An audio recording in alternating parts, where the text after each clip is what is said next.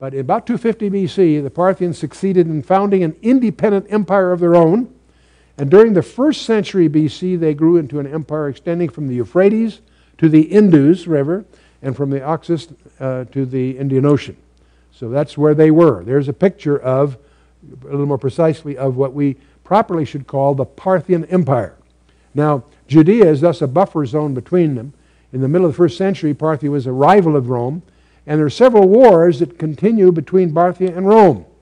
Pompey was the first conqueror of Jerusalem in 63 BC, and he had attacked the Armenian outpost of Parthia. And in 55 BC, Crassus led Roman legions to sacking Jerusalem and in a subsequent attack on Parthia proper. The Romans were decisively defeated at the Battle of Carrhae with a loss of 30,000 troops, including their commander. So the Romans suffered a major defeat. That's just the first of several. Parthians counterattacked with a token invasion of Armenia, Syria, and Palestine, and nominal Roman rule was reestablished under Antipater, the father of Herod, who in turn retreated before a Parthian invasion of 40 BC. So they're back and forth, back and forth. But the point is, Rome was not dominant enough in the region to nail it down.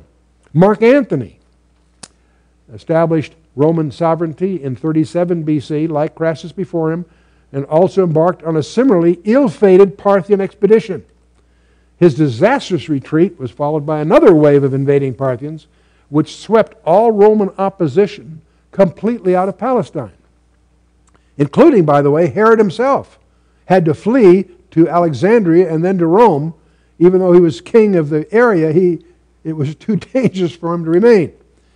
And with Parthian collaboration, Jewish sovereignty was restored, and Jerusalem was fortified with a Jewish garrison. Really, that's interesting. So Herod, by this time, secured from Augustus Caesar the title King of the Jews. But he's not in Israel, he's in Rome picking that up.